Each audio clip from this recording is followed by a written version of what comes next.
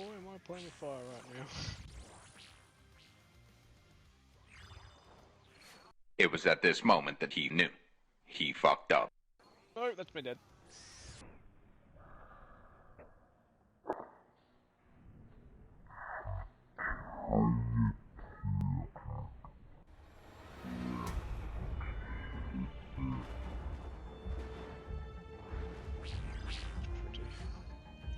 Oh, shit! Got you both, get I fucked.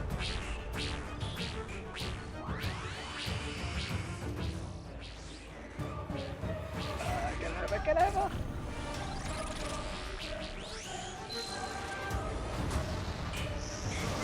Oh no! Oh, I shit. can move! Oh my Holy god. fuck, the damage! Oh, He got her! we did it! Adamant arrows! I got gold ore.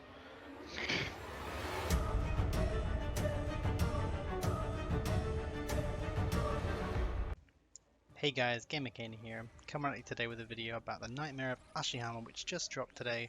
I basically took myself and several of my friends from my Discord and we went and wailed on it for a little bit, and it provided us with not very much loot, which a lot of people in the community are very happy about, whereas others in the community are not so happy about it, seeing as it takes, you know, a couple of brews and a couple of restores to get through a kill, and lots and lots of scythe charges.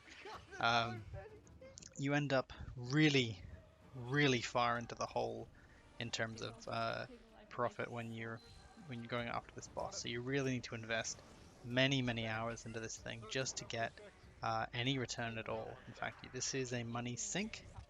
But beyond that, the new boss has lots of different mechanics which are really interesting and cool. Some people apparently are already bored of them somehow, which is interesting to me, but you know, to each their own. It's boss fight split up into 3 phases. Essentially what happens in the first phase is that you, and this is indicative of all 3 phases, you attack the boss and you lower its shield, then you go to the totem poles on the exterior and you attack those until they are all charged. Then they fire a blast that hits the boss monster properly, at which point then you will restart and you go to the next phase. There is usually a transition attack which happens, where they will spawn, the Nightmare will spawn several mobs on the outside, like sleepers, who you'll have to kill, or they will get her to do a more damaging attack. So by killing all these monsters with a scythe or chinchompas, or heck, we theorized a rune thrown axe potentially, you can reduce the damage outputted by her there. Mostly her attacks are mage and ranged. She also does pretty devastating melee attacks if you're not prepared for those. The range attack is very telegraphed. It has a very bone snapping tick-tack-tock noise. You will know when it's coming. The mage attack is in lieu of its melee attack, and its melee attack is the more devastating one, which I believe is only targeted at a few players at the front of her. She also, near the end of the last phase, before you go to the totems, she will unleash, typically, a teleport swipe, which is something that's going to feature heavily in these videos because it is the thing that takes out swaths of players, and you will see many bones appearing on the ground when she does this. It's really fantastic to see, because it's such a fun attack to watch, but most of the time, because you're automatically attacking this monster, when it moves, you'll just automatically follow it, so you will run straight headlong into that attack unless you click away. And unfortunately for my friend Doven, he managed to walk away from the boss and have her spawn directly underneath him, causing her to kill him instantly, which was insane. Yeah, so this boss is, I think, quite fun. It's pretty crazy with so many people there and the wait times between them, since we only have 1 instance per world, and it's a pretty hefty cost of dying, having to pay the 10k just to get back, the 60k to get your items back, and also the long run in order to go and pick up your stuff. But you can get back into the fight if you brought the correct amount of gear with you. In my opinion, this boss's drop table should be more friendly to players who are spending brews and time in order to kill this thing, and getting a couple of adamant arrows or an adamant ore for a single Torstal is not going to mitigate the cost of several brews and restores. And I hear the comments already saying that this is not something that they want in their old school RuneScape, and that's not how it was back in the day. If you think about KBD is a lot more money than this per hour. If you think about something like God Wars Dungeon is a lot more money per hour. And the reason for that is because it provides you enough money to cover your loot with the potential to go above that. At Ashihama, so far, I am unable to cover my loot ever. And it's just a money sink at this stage. So until it's a money source, then we can start being concerned about it giving too much reward. But at the moment, its rewards are basically terrible. I don't require it to be like Volcano, where you get like stacks of money every time, compared to your effort and the amount of time spent. But I think that it should be reflected that this is really far away from a bank. You had to run here. You pay 60k when you die, and it does kill you quite quickly sometimes.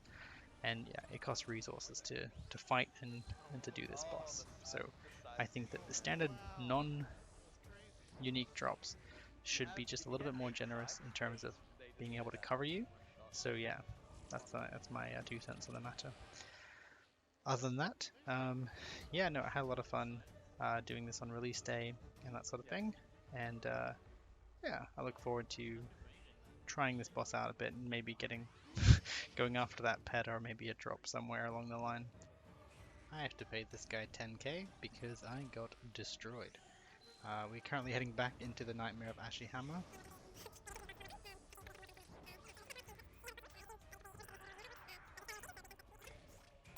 At this current moment, what we know is that she has low crush defense, that it's good to bring a scythe or chinchompers, and it's also very good to bring a sanguinesti staff to use on the pillars. Alright, we have to pay 60k to get our stuff back because we did in fact die before we got here just now. I'm just going to throw this all on.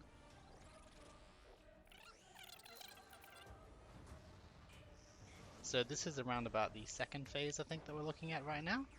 We're on the last phase now, as you can see that symbol just there. That is the symbol of the last phase. You can only fit 80 people in here, and currently there's already 53 people in there. King noise, tick tick tick tock. And that will be your cue to pray ranged. Right, we're in. Someone's got a vase and a stereo pet.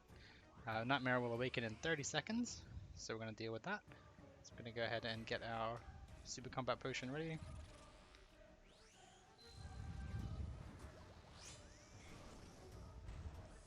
And one of the best ways to play this boss is with Entity Hider on, but we're not going to do that just for this first kill, just so I can get some decent things to look at. There goes that breaking bone noise. And we hit our first spec. And we hit our second spec. No, we didn't. I'm going to stand off of our square because that will cause a lot of damage to happen if we stand there.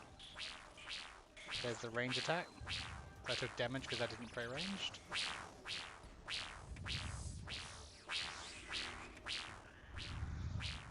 I have no idea what to do about those. I assume just don't go near them.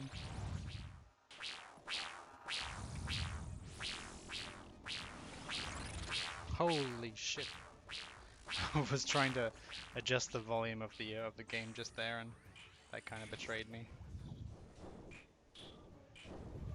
Now we have to charge these totems as we've taken down her shield.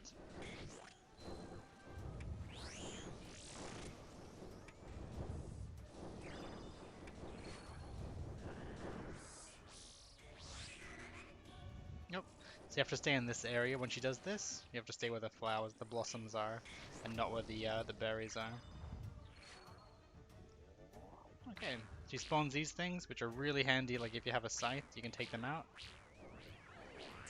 We're going to take a whole bunch of damage now because we didn't kill them all.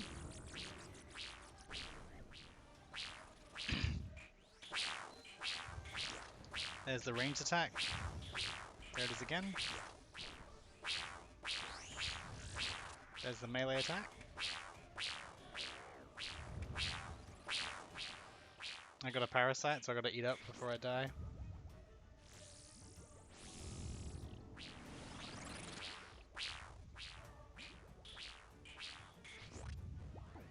Ow.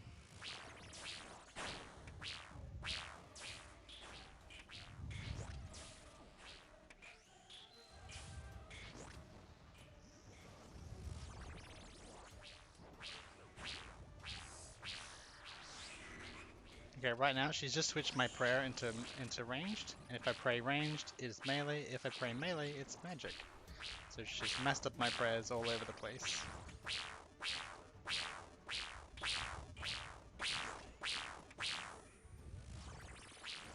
And then at some point she will switch them back, and you've just got to notice when. It's about now.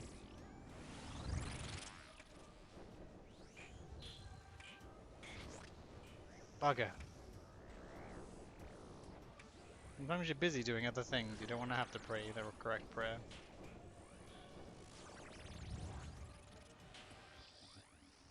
Looks like we're almost done with that. She takes a bunch of damage and she comes to the center.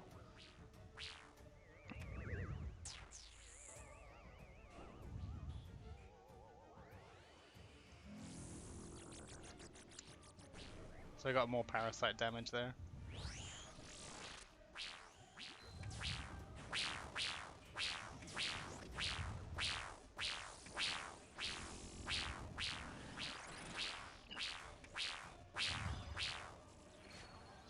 You have to get away from this attack or you get destroyed, like that guy just there.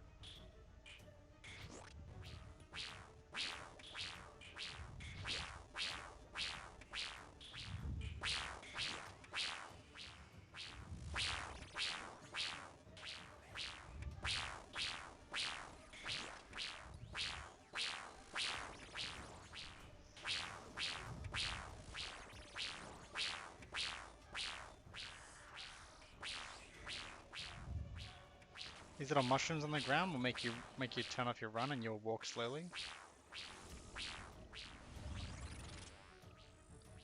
Now she's done the tokens again, so we're gonna do the tokens. Range attack. Range attack again.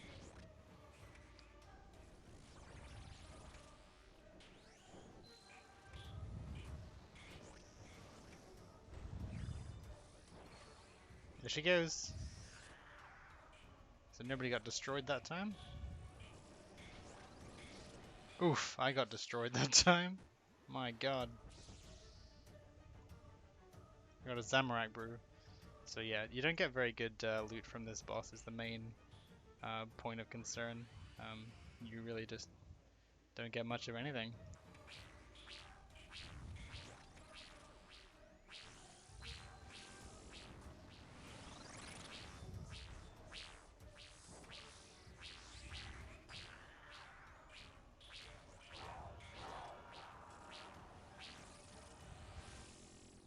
Oh! Okay. So I guess essentially my summing up of the boss is that it's not bad. It's fairly entertaining. However, the drop table is a little bit weak even for a God Wars like, because it does not even come anywhere close to covering your supplies. And I don't know if people have been to God Wars lately, but God Wars sure as hell does cover your supplies. Anyway, that'll be it for me, and hope you enjoyed. Cheers.